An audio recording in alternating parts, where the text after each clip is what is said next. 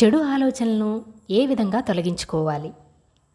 చెడు ఆలోచనలు అనేవి ఎలాంటివో తెలుసా అండి? మన స్కిన్ పైన వచ్చే దురద లాంటివి. ఆ దురద మనకు వచ్చినప్పుడు దాన్ని మనం గోకుతూ ఉంటే మనకు ఎంతో హాయిగా అనిపిస్తూ ఉంటుంది, అవునా? కానీ దానివల్ల పుండు ఏర్పడి అది మనల్ని ఎంతగానో బాధ పెడుతుంది.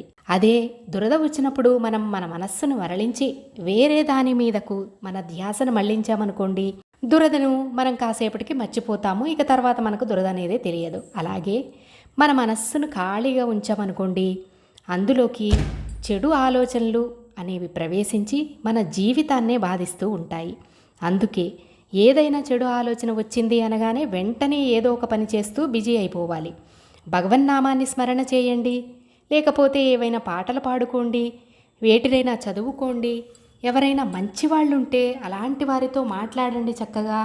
అలా ఏదో ఒక పనిలో నిమగ్నమైతే చెడు ఆలోచనలను రాకుండా చేసుకోవచ్చండి.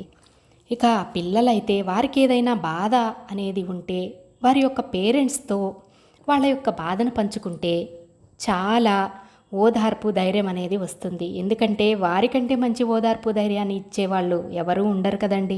ఇప్పటి పిల్లలైతే పేరెంట్స్ దగ్గర రహస్యాలు మెయింటైన్ చేసి మన జీవితాన్ని ఎవరైతే లోకు కట్టి బజాట్లో పెడతారో వాళ్ళందరితో వారి యొక్క బాధల్ని, రహస్యాల్ని షేర్ చేసుకుంటూ ఉన్నారు. ఓ పిల్లల్లారా, మీకు తెలియని విషయం ఏమిటి అంటే, అలాంటి వారందరూ కూడా మీ ముందు మంచి వాళ్ళలాగా నటించి మీ రహస్యాలను, బాధలను తీసుకొని మీ వెనుకే వాటిని మరొక నలుగురికి చెప్పి నవ్వుకుంటూ మీ పరువును తీస్తూ ఉన్నారనేది మీరు గుర్తించడం లేదు.